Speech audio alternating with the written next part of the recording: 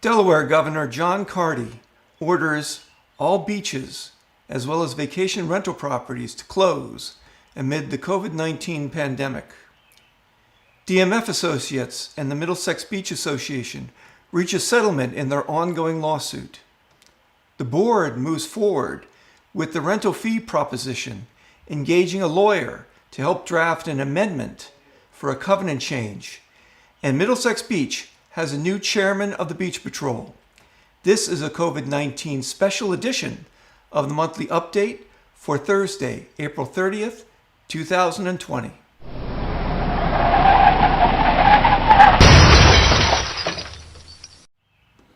I don't think I need to explain that we're living in unprecedented times. None of us have experienced anything like the coronavirus outbreak in our lifetime. Here's the news. On March 12th, Delaware Governor John Carty declared a state of emergency amid the coronavirus outbreak. In a third modification to the governor's state of emergency, dated March 21st, 2020, Carty ordered that all beaches, whether public or private, close until May 15th or when the crisis abates, whichever is later.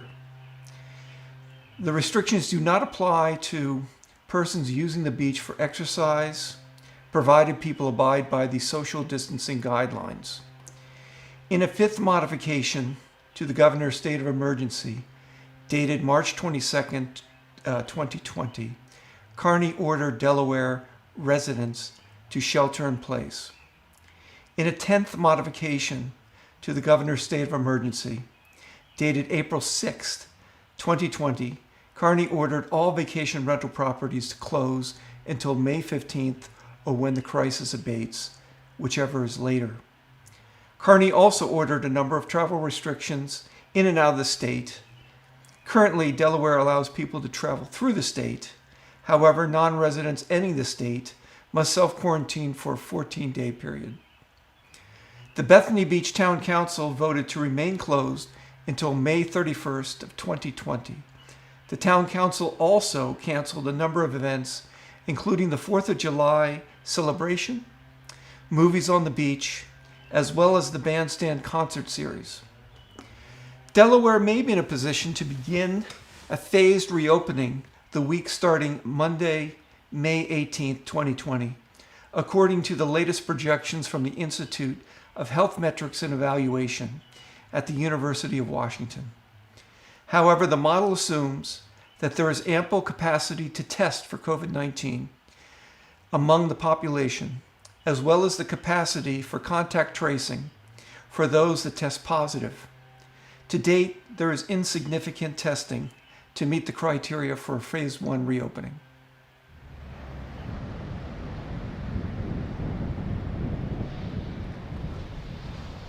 The DMF Associates and the Middlesex Beach Association reached a settlement in their ongoing lawsuit. The settlement, dated February 17th, 2020, stipulates that the parties mutually release each other of all claims and counterclaims. The settlement also stipulates that the Middlesex Beach Association pay the Norman law firm $15,000 and that payment be made within 15 days of the date of signing. The settlement also stipulates that at the end of Norman's tenancy or the end of the current term of the lease, that Norman firm either A, remove the sign from the premises, B, change the sign so that it no longer a V shape but rather back to back, or C, apply to Middlesex for permission to maintain the sign as is. The settlement also stipulates that Norman rotate the sign no sooner than 3-hour intervals. The message is limited to the business conducted on site, and the message must be static and not animated. The agreement also stipulates that the sign is to be no more than 100 square feet in size, which complies with the covenants of the Homeowners Association. The agreement also stipulates that the sign will diminish in brightness from 11 p.m. at night to 7 a.m. in the morning at nighttime standard. The true cost of the lawsuit will not be fully realized until the Homeowners Association renegotiates its indemnity insurance contract. The current contract expires in 2021. The $15,000 cash settlement paid to the Norman law firm will likely pale in comparison to the inevitable increase in the indemnity insurance premiums that the homeowner association will face starting in 2021. Although it is unclear what the MBA will pay in indemnity insurance premiums once the current contract expires, the Middlesex Beach Association can anticipate that the cost of indemnity insurance premiums will dramatically increase. Hopefully, future boards will take a more conservative approach to drafting policy and double-check that policy follows the covenants and it's not arbitrarily interpreted.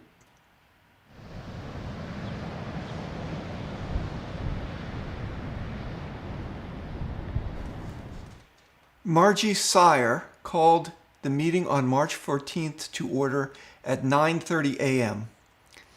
Marty Schechter, Ellen Throop, Steve Larson, Tristan Kruger, Nancy Glasgow, Mike O'Mara, and Margie Sire were in attendance.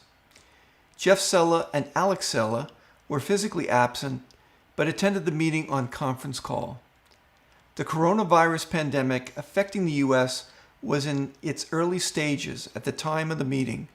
The NBA had suspended its season, and social distancing norms were in effect. The board members met at the Bethany Fenwick Area Chamber of Commerce.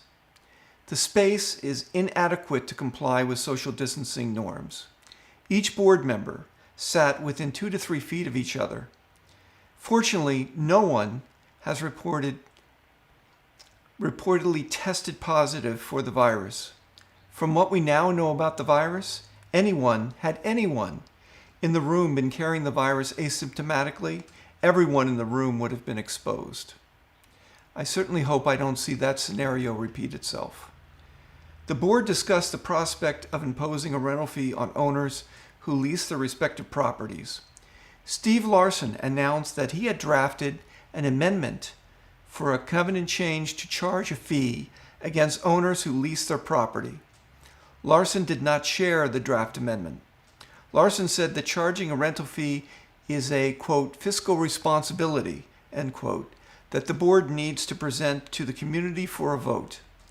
Nancy Glasgow weighed in, saying the board now has a duty to put the issue of a rental fee up to the community for a vote. Ellen Throop said it is a board decision whether to propose an amendment for a covenant change to the community. Throop said that any covenant change would need to clarify the formula that outlines the fee. Jeff Sella weighed in, saying that he had thought the next step in the process was to commission a study as to the cost impact of rental properties. In fact, the agenda listed the cost impact study as a discussion point and not necessarily a rental fee. However, Sella's point gained no traction on the board, and the commissioning of a study was never brought forward to a vote. Jeff Sella also said that imposing a fee on owners who lease their property would likely be a contentious issue in the community and could invite litigation. Steve Larson moved to solicit legal advice from the in-house counsel as to the process to effect a covenant change. Larson also moved to engage legal advice from the in-house counsel on behalf of the membership as to the process of drafting a member-driven petition to effect a covenant change. In effect, legal counsel would be made available to one set of owners who sought to impose legal fees against another set of owners. Ellen Throop pointed out that asking the in-house counsel, Mary Schreider Fox, to advise members how to draft a petition would constitute a conflict of interest. Throop emphasized that the in-house counsel serves at the pleasure of the board and not necessarily factions of the membership. Board President Margie Sire proctored a vote on the motion to solicit legal counsel as to the process to effect a covenant change. Steve Larson, Nancy Glasgow, Mike O'Mara, Marty Schechter, and Margie Sire voted in favor of Larson's motion to solicit the legal counsel as to the process to effect a covenant change. Ellen Throop, Jeff Sella, and Alex Sella voted in opposition to Larson's motion. The motion carried. Board President Margie Sire proctored a vote on Larson's motion to engage legal advice from the in-house counsel on behalf of the membership as to the process of drafting a member-driven petition to effect a covenant change. Steve Larson, Nancy Glasgow, Michael Mara, Marty Schechter, and Margie Sire voted in favor of Larson's motion. Ellen Throop, Jeff Sella, and Alex Sella voted in opposition to Larson's motion, and the motion carried. Ellen Throop then brought forward a motion to engage the in-house counsel to address any conflict of interest of advising members on the process of drafting a member-driven petition to effect a covenant change prior to issuing an opinion on the second motion above. Board President Margie Sire proctored a vote on Throop's motion. Ellen Throop, Jeff Sella, Alex Sella, Nancy Glasgow, Tristan Kruger, and Margie Sire voted in favor of Throop's motion to engage the in-house counsel to address any conflict of interest of advising members on the process of drafting a member-driven petition. Steve Larson, Michael Mara, and Marty Schechter voted in opposition, and the motion carried. Tristan Kruger brought forward a motion to invite legal counsel to a future meeting to address questions surrounding the rental fee, whether in open session or in executive session, depending on the legal counsel's opinion. Board President Margie Sire proctored a vote on Kruger's motion to invite legal counsel to a future meeting to address questions surrounding the rental fee. Steve Larson, Tristan Kruger, Michael Mara, Marty Schechter, Nancy Glasgow, and Margie Sire voted in favor of Kruger's motion to invite legal counsel to a future meeting to address questions surrounding the rental fee. Ellen Throop voted in opposition. Jeff Sella and Alex Sella abstained, and the motion carried.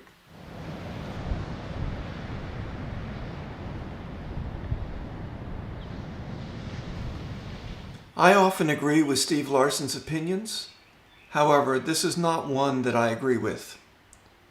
Bringing an amendment for a covenant change involving a rental fee to the membership for a vote in the absence of a cost justification is legally irresponsible. It's legally obtuse, and frankly, it's disappointing. A cost impact study of rental properties would in theory bring clarity into how you would go about defining a fee structure. The study itself would serve as a cost justification for charging such a fee. However, it's not necessary to commission a study. We already know that the Homeowners Association does not provide any services to rental properties outside of the baskets of services covered in its annual budget for which it charges an assessment. Whereas a number of homeowners associations provide marketing and sales services for rental property owners, Middlesex does not, and it never has. Whereas a number of homeowners associations provide property management services for rental property owners, Middlesex does not, and it never has. Owners of rental properties either perform these services themselves or they hire outside services to perform them. Often these owners hire real estate agents to perform these services. Okay, you may ask, what about the cost of trash collection? Lifeguard services, security services for rental properties. Do not renters consume these services? Would these services not count? In fact, they do not count, as these services are covered in the assessment. For example, in exchange for the 2020 season assessment of $2,450, an owner is entitled to unlimited trash pickup bound by a schedule, lifeguard services, and security services. When an owner leases his property to a leasee, he or she consigns all his rights associated with the property to the leasee for the term of the lease. The Homeowners Association cannot double charge for these services, ergo charge a rental fee in addition to an assessment. The Homeowners Association can only charge owners who lease their property for services above and beyond what is provided in the basket of services outlined in the budget for which an assessment is charged. This is clearly a case where John is trying to compel Bob to underwrite John's utility at the beach.